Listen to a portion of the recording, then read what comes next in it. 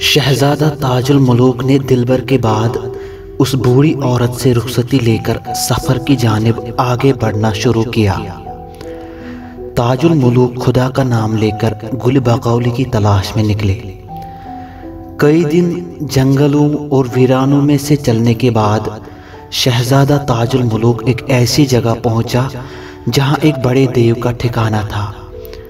जैसे ही ताजुल मलूक आगे बढ़े तो एक बड़ा देव नमूदार होकर ताजुल मलूक को अपने हाथ में उठा लिए और बोला कि ए जवान आदमजात, कई दिन हो गए कि मुझे कोई तुझ जैसा जवान आदमजात न मिला। आज मैं तुझे खाकर अपनी भूख मिटाता हूँ। शहजादा ताजुल मलूक बोला कि मुझे जल्दी खा लीजिए, मैं वैसे ही इस दुनिया की मसाइब और रंजिशों से तंग आ गया हूँ।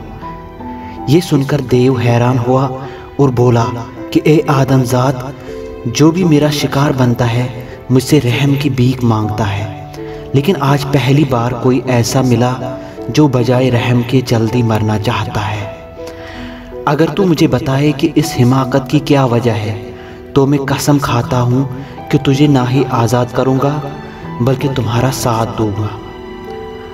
ताजुल मलूक ने कुछ बेबसी का किस्सा सुनाया और सारा किस्सा सुनने के बाद उस देव ने शहजादे से दोस्ती कर ली और अपने पास ही रखा।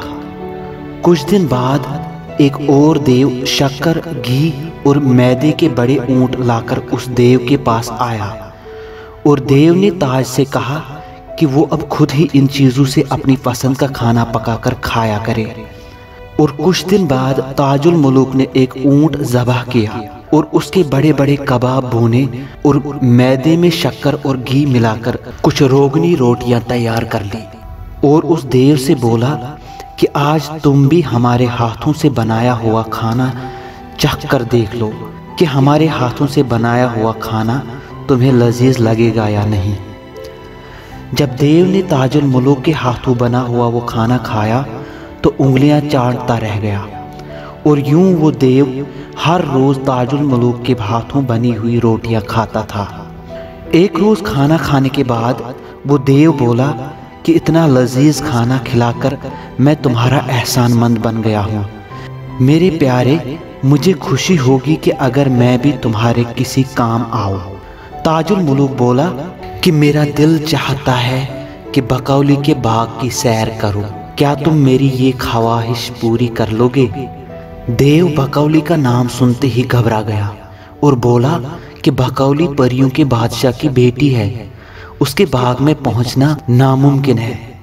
शहजादा बोला कि मेरे मेहरबान दोस्त, मैं सब कुछ जानता हूँ। बकौली के बाग के इर्द गिर्द बहुत बड़े बड़े देवों का पहरा रहता है और जमीन के नीचे चूहों का बादशाह निगरानी करता है। मैं इन चीज़ों से बेखबर नहीं। देव बोला कि फिर भी बकौली के बाग में जाने की ख्वाहिश रखते हो?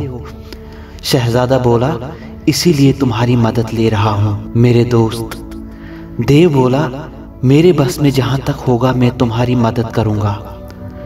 कुछ दिन बाद शुमाल से एक देव जिसका नाम लाख देव था, इस देव के यहाँ मिलने के लिए आया और शहजादा ताजुल मलूक को इस देव के पास देखा और बोला कि ताज्जुब है, तुमने एक आदमजात को अपने पास कैसे रखा है?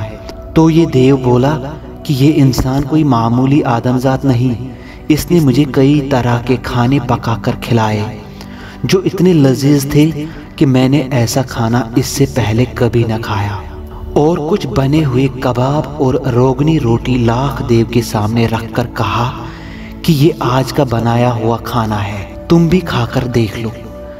लाख देव खाना खाते ही बोला कि वाह, ये आदमजात तो वाकई काबिल तारीफ है। इतने दिन खाना खिलाने के बाद इसने तुम पर बल्कि आज मुझ पर भी बड़ा एहसान किया है। इसके बदले में क्या तूने इसे कोई फायदा पहुंचाया भी? शहजादे का दोस्त देव बोला कि इसकी आरज़ू है कि बकौली के बाग की सैर करे और आप जानते हैं कि ये काम मेरे इख्तियार में नहीं, लेकिन अगर तुम चाहो तो ये काम बआसानी कर सकते हो। लाख देव बोला कि ये काम इतना आसान नहीं। बकौली के बाग के बाहर पूरे 18,000 देव पहरा देते रहते हैं। मुझ में इतनी ताकत तो नहीं कि इतने सारे देवों का मुकाबला करूं। शहजादे का दोस्त वो देव बोला कि एक तदबीर है मेरे पास। लाख देव बोला, कौन सी तदबीर? तो वो देव बोला कि इन 1000 देवों की जो सरदार है उसका नाम हमाला देवी है और वो मेरी बहन है। तुम उड़कर इस आदमजात को मेरी बहन हमाला के पास पहुंचा दो और मेरा ये लिखा हुआ खत दिखा देना। वो इस आदमजात की ख्वाहिश पूरी कर सकते हैं। लाख देव राजी हो गया और शहजादा ताजुल मुलूक को उड़ाकर हमाला देवी के पास ले गया और हमाला देवी को वो लिखा हुआ खत दे दिया, जिसमें लिखा हुआ था कि मेरी प्यारी बहन, एक आदमजात ने मेरे हाल पर मेहरबानी की और इसीलिए मैंने उसकी परवरिश एक औलाद की तरह की है। लेकिन अब मैं एक ज़रूरी काम की गरज से सफ़र के लिए जा रहा हूँ और इस ख्याल से कि ये आदमजात घर पे अकेला रहेगा, इसे तुम्हारे पास भेज रहा हूँ और मेरी खुशी की खातिर इसका हर तरह से ख्याल रखना। आपका अजीज़ भाई। हमाला ने जब अपने भाई का खत पढ़ा तो बहुत खुश हुई और जवाब में एक खत यूं लिखा कि मेरे अजीज़ भाई, इस आदमजात की मायूस और खूबसूरत शक्ल देखकर मुझे बेहद खुशी हुई। मैं तुम्हें बता दूं कि एक दिन मेरा एक बस्ती से गुजर हो रहा था कि मैं एक खूबसूरत शहजादी को उठाकर ले आई थी, जिसका नाम मैंने महमूदा रखा है और मैंने भी उसे एक बेटी की तरह पाला है। चूँकि वो अब जवान हो गई है, लिहाजा ये बेहतर होगा कि अगर मैं इन दोनों का ब्याह कर लूं। फकत तुम्हारी बहन हमाला। ये खत देकर हमाला देवी ने लाख देव को रुखसत किया और कहा कि ये खत मेरे भाई को देना और मेरी तरफ से उनका शुक्रिया अदा करना। हमाला देवी ने शहजादा ताजुल मुलूक की शादी महमूदा से कर ली। कई दिन गुजरने के बाद महमूदा ने ताजुल मुलूक से कहा कि आप मुझसे ना ही कोई बात कर रहे और ना ही मेरे करीब रहते हैं। क्या मेरी कोई हरकत आपको पसंद नहीं आई? शहजादा बोले कि मैंने अहद किया है कि जब तक बकौली के बाग की सैर न करूं तब तक तुमसे कोई बात नहीं करूंगा।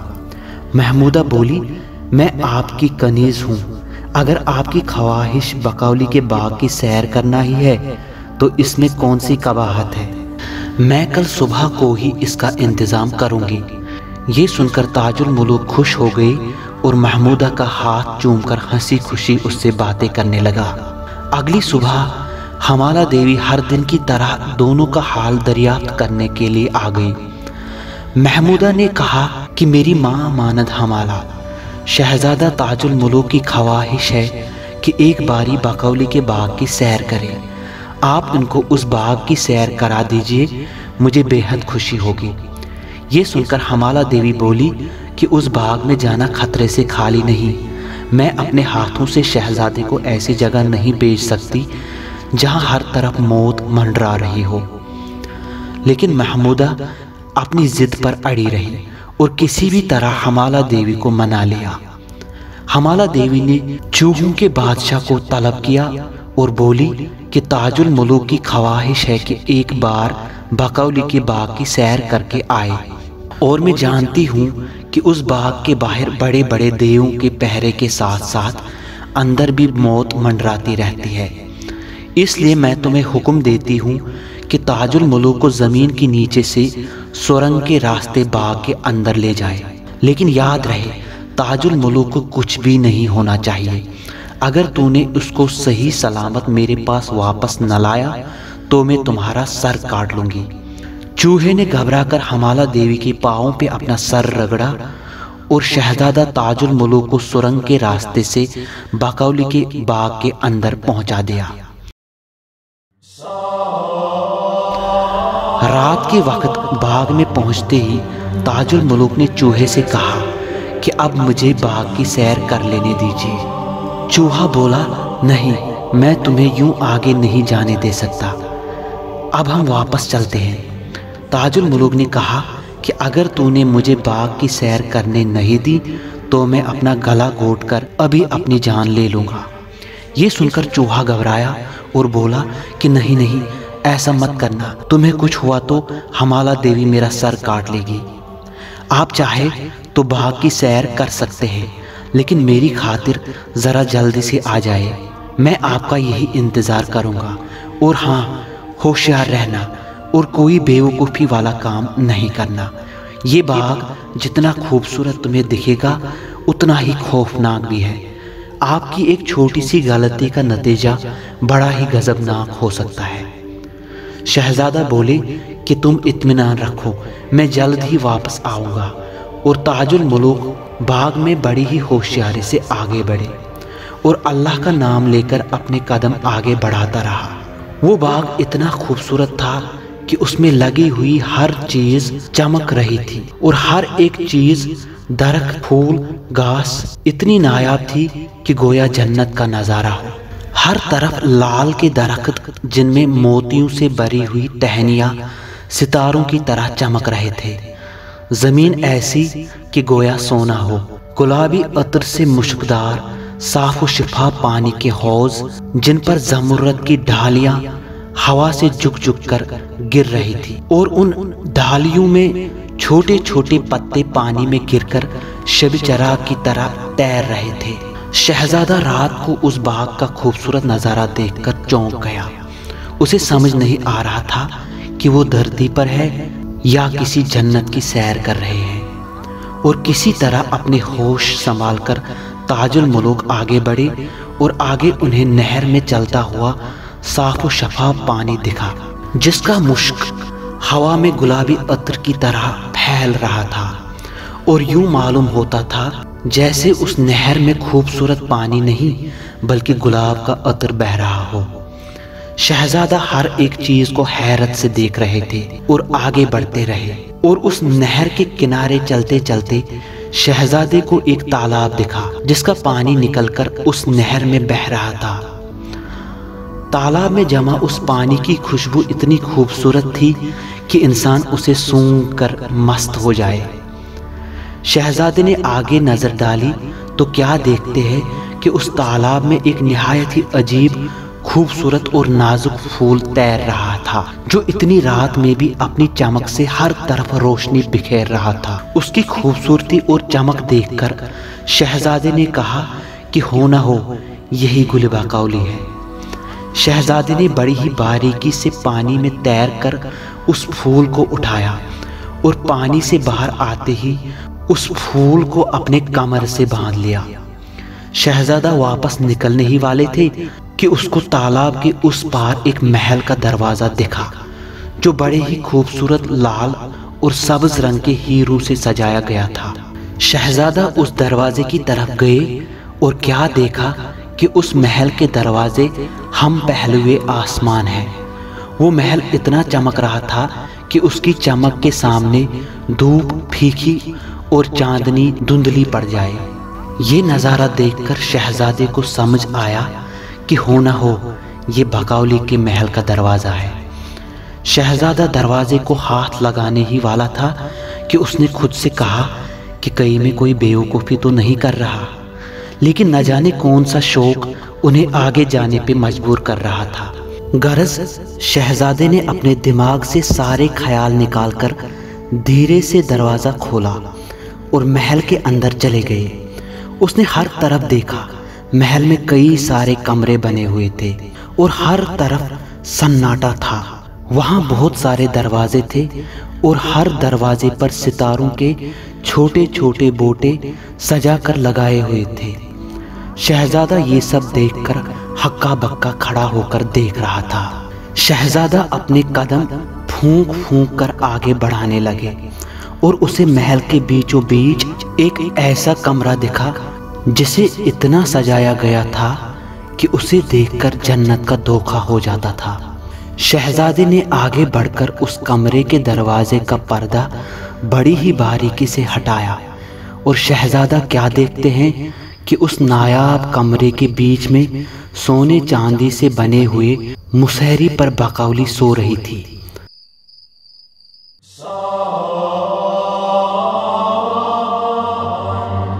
बकौली को देखकर शहजादा ताजुल मुलूक अपने होश खो बैठा। सोने चांदी के मुसहरी पर लेटी हुई वो परिस्तान के बादशाह की बेटी, जिसका हुस्न इतना चमक रहा था कि गोया उस मसहरी पर कोई जन्नत की हूर लेटी हुई हो।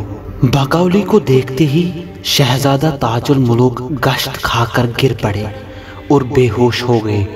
कुछ देर के बाद शहजादा किसी तरह होश में आकर अपने आप को संभाल कर उठ खड़ा हुआ और फिर उस हसीन नाज़नीन पर नजर डाली और बोले कि सुभान अल्लाह, माशाअल्लाह। उसके बाल बिखरे हुए और काजल फैला हुआ था, अंगियां मस्की हुई जवानी की नींद में सो रही थे। उसके रुखसार आफताब से थे। उसकी चश्म इतनी सियाह मस्त थी कि नरगिस भी शर्माए। उसके होंठ बड़े ही नाजुक और रश्क लाला खून में गलतान थे। जुल्फे इतनी काली कि सियाह रात भी शर्मा जाए। ये मंजर देखकर शहजादा ताजुल मुलूक कुछ यूं बोले, जब उठा कर निकाब हो तो अयां खींचे शर्मिंदगी माह ताबा, तेरे गए सुवे मुश्क फाम में यार लैलतुल कदर रहती है पिन्हा। मस्त हरदम शराब हुस्न से है, किसकी परवाह हो ए माह ताबा। हम पे क्या क्या गुजर गया लेकिन न हुई कुछ खबर तुझे ए जाना।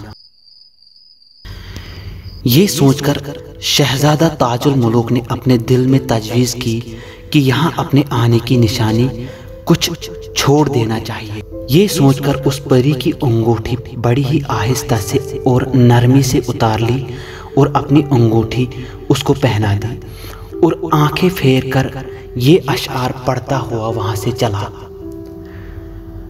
लाला समा इस बाग से हम दाग हिजरा ले चले, खाक सर पर दाग दिल पर सीना बरिया ले चले। ए बाग दुनिया में न होगा कोई हमसा बदनसीब, आए ऐसे बाग में और खाली दामन ले चले। और बकौली को शहजादा ताजुल मुलूक का इल्म न हुआ। शहजादा बड़ी ही बारीकी से उल्टे पांव उस सुरंग पर पहुंचा और चूहों के बादशाह ने शहजादे को लेकर वापस हमाला के पास पहुंचाया। और शहजादे को वापस आता देखते ही हमाला बहुत खुश हो गई और वो फूल हासिल करने के बाद ताजुल मुलूक महमूदा के साथ हंसी खुशी रहने लगा।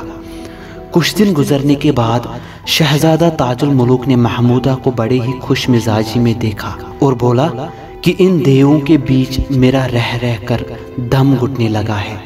मेरा मन कर रहा है कि अपनी सल्तनत में जाकर कुछ दिन सुकून से गुजार लूं। महमूदा को शहजादे की ये तजवीज़ पसंद आ गई और अगले दिन हमाला देवी को रवानगी की इजाज़त मांगने लगे। हमाला को दोनों बड़े ही अजीज़ थे और दोनों को जुदा नहीं करना चाहती थी। हमाला ने कहा कि मेरा मन तुम दोनों के बिना नहीं लग सकता, लेकिन दोनों की जिद के सामने उसे झुकना ही पड़ा। और हमाला ने अपने सर से 2 बाल निकालकर एक महमूदा को और एक ताजुल मुलूक को देकर कहा कि अगर कभी भी कहीं भी किसी मुसीबत का सामना हो तो इस बाल को आग की तरफ दिखाना, मैं अपने देवों के साथ मदद के लिए हाजिर हो जाऊंगी। और हमाला ने एक देव को बुलाकर कहा कि इन दोनों को जहां इनकी मर्जी हो संभाल कर पहुंचाए और उनके पहुंचने की रसीद ले आना। देव ने दोनों को अपने कंधों पे बिठाया और हवा में उड़कर बड़ी ही तेजी के साथ दोनों को मुल्क फिरदौस पहुंचा दिया और दोनों को दिलबर के बाग में उतार लिया। शहजादा ताजुल मुलूक को देखते ही दिलबर उनकी जानिब दौड़ी और शहजादे के कदमों में घिर गई। शहजादे ने दिलबर का हाथ पकड़कर उसे उठाया और एक रसीद लिखकर देव को रुखसत कर लिया। दिलबर ने शहजादे की सही सलामती से वापसी पर उन्हें मुबारकबाद दी और शहजादे ने अपने सफ़र का सारा हाल दिलबर को सुनाया और दिलबर ने महमूदा को गले लगाकर बड़े अदब के साथ महल के अंदर ले लिया। शहजादे ने दिलबर से अपने चारों भाइयों का हाल दरियाफ्त किया तो दिलबर बोली कि वो सब बखैरियत हैं, आप कहे तो इन्हें आज़ाद कर दूं। शहजादा ताजुल मुलूक ने कहा कि हाँ, लेकिन आज़ाद करने से पहले इनके जिस्म पर मोहर के दाग लगा देना, चाहे उनको मंजूर हो या ना हो। और अगर वो जिद करे तो उन्हें हरगिज जाने नहीं देना। जब चारों शहजादों के जिस्म पे मुहर के दाग लगे तो शहजादा ताजुल मुल्क ने उन्हें ज़रूरी सामान के साथ साथ हर एक को 1-1 लाख रुपए देकर रवाना कर लिया। शहजादे ने दिलबर और महमूदा को रुखसत किया और कहा कि मेरा इंतज़ार करना, मैं आपको मिलने जल्द ही वापस आऊँगा। और शहजादा ताजुल मुल्क फ़कीरों के भेस में अपने भाइयों के पीछे पीछे चलता रहा। शहजादों ने रास्ते में एक जगह क़याम किया और शहजादा ताजुल मुल्क उनके पास चुपचाप छुपे हुए बैठे और उनकी बातें सुन रहा था। वो चारों आपस में बात करने लगे कि गुल बकौली के बिना अपने बाबा को कैसे मुंह दिखाएंगे। ऐसा करते हैं कि कोई झूठा फूल तोड़कर ले जाते हैं। ये सुनकर ताजुल मुल्क से रह न गया और सामने आकर बोला कि ये क्या कर रहे हो, और गुल बकौली कमर से निकालकर उनके सामने रखा और कहा कि ये असली गुल बकौली है। शहजादों ने कहा कि अगर तुम्हारी बात सच्ची न हुई तो हम तुम्हें बड़ी गजबनाक सज़ा देंगे। ताजुल मुल्क ने कहा कि सांझ को क्या आँच। फिर एक अंधे को बुलाया और फूल उसकी आंखों पर मला। वो अंधा फौरन बीना हो गया और चिल्लाने लगा कि मैं देख सकता हूँ। ये देखकर चारों शहजादे हैरान हो गए और शर्म से सर झुकाया। और थोड़ी देर बाद ताजुल मुल्क से वो फूल ज़बरदस्ती छीन लिया और तमाचे मार मार कर उनका मुंह लाल कर लिया। ताजुल मुल्क बोले कि ये क्या कर रहे हो, मैं तुम्हारा भाई हूँ। वो वापस बोले कि कौन सा भाई, कैसा भाई, क्या तुम्हें पता नहीं कि हम अगरचे एक ही बाप से हैं लेकिन हमारी माँ अलग अलग है। और बहुत देर तक ताजुल मुल्क को मारते रहे, इतना मारा कि वो अज़मुर्दा हो गया और फूल उठाकर अपने वतन की तरफ चल दिए। चंद रोज के बाद अपने मुल्क की सरहद में पहुंचे और एक सिपाही को आगे भेजा और बोले कि बादशाह ज़ैनुल मुल्क को हमारे आने की खुशखबरी दे। जब बादशाह के पास खबर पहुंची तो वो बड़ा ही खुश हुआ। बादशाह महल से निकलकर उनके इस्तकबाल के लिए चले गए। शहजादों ने आते ही कदम बोसी की और बादशाह ने सबका माथा चूमकर शहजादों को गले लगाया। और शहजादों ने गुल बकौली जब बादशाह की आंखों पे मलाया तो बादशाह ज़ैनुल मुल्क की आंखें सितारे की तरह चमकने लगी और सितारे की मानद रोशन हो गई। और बादशाह ने आंखें खोलते ही कहा अल्हम्दुलिल्लाह, और सारे शहर में जश्न का ऐलान फरमाया और फरमाया कि सल्तनत के सारे खजाने कई रोज तक खोल दिए जाए और हर अमीर गरीब ऐशो इशरत की जिंदगी जिए।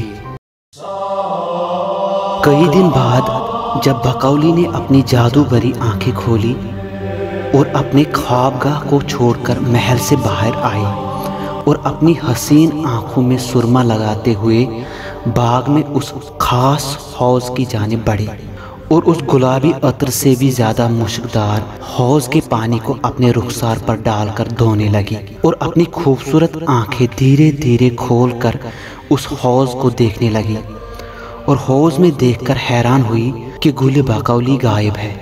और अचानक बकौली के चेहरे पर जर्दी छा गई और बड़ी ही मायूस होकर हौज के किनारे से उठकर याकूत के मकान में जा बैठी और मुहाफिज परियों को बुलाकर एक एक को सजा देने लगी। बकौली फिर से महल से निकलकर उस तालाब के किनारे पे जा बैठी और सोच रही थी कि इन परियों को क्यों सजा दूं, ये तो तकदीर का शायद खेल था। और अचानक उनकी नजर हाथ की अंगूठी पर जा पड़ी और अपने दोनों हाथ खोलकर उन्हें देखकर बोली कि या इलाही, ये मैं ख्वाब देख रही हूँ या कोई जादू है। फिर बोली कि अगर जादू होता तो मेरे हाथों पर उसकी अलामतें जाहिर न होती। बस इस सूरत से मालूम होता है कि ये काम किसी इंसान का है, वरना किसी की क्या मजाल कि 18,000 देव से बचकर यहाँ सही सलामत पहुँचे और बिना गिरफ्तार होकर गुल मकसूद को ले जाए।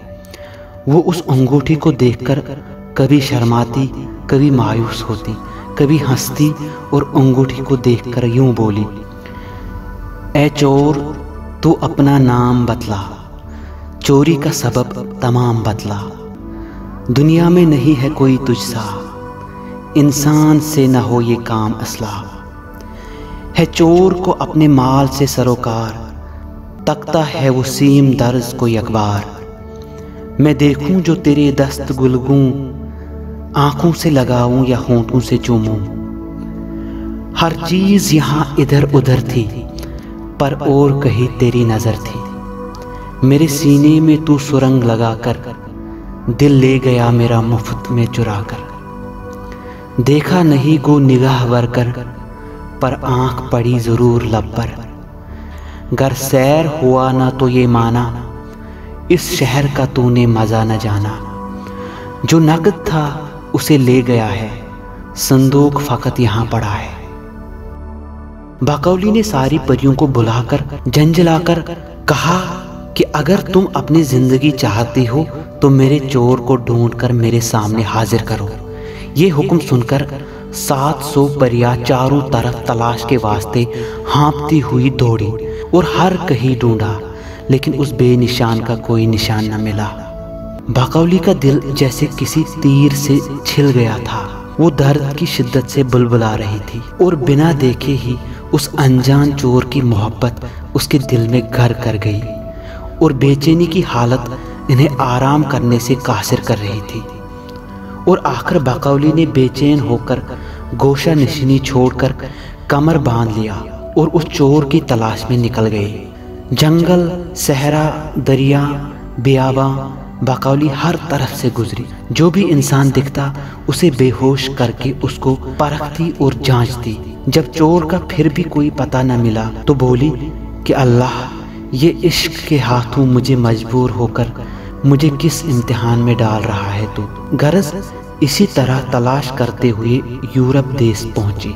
जब बादशाह ज़ैनुल मुल्क के शहर पहुंची तो क्या देखा कि हर घर में चरागा है। हर कोई अमीर गरीब ऐशो इशरत में जी रहा है और खुशियां मना रहा है। ये सब देखने के बाद बाकौली ने अपने आप को महज 15-16 बरस का जवान बनाकर, शकील दीदार बनाकर एक शख्स से पूछा कि इस शहर में हर अमीर गरीब और छोटे बड़े की खुशी का क्या सबब है। तो उस शख्स ने जवाब में कहा कि ए खूबरू हसीना, क्या आपको मालूम नहीं कि इस मुल्क के बादशाह के बेटों ने बड़े ही रंज और मसाइब उठाकर गुल बाकौली को हासिल कर लिया और उससे बादशाह ज़ैनुल मुल्क की आंखों की रोशनी वापस आ गई और बादशाह ने अपनी बीनाई वापस आने की खुशी में सल्तनत के सारे खजाने खोल दिए और सारे लोग ऐशो इशरत में जी रहे हैं। ये सुनकर बाकौली ने कहा, अल्हम्दुलिल्लाह, पाए मतलब को मंजिल मकसूद मिल गई।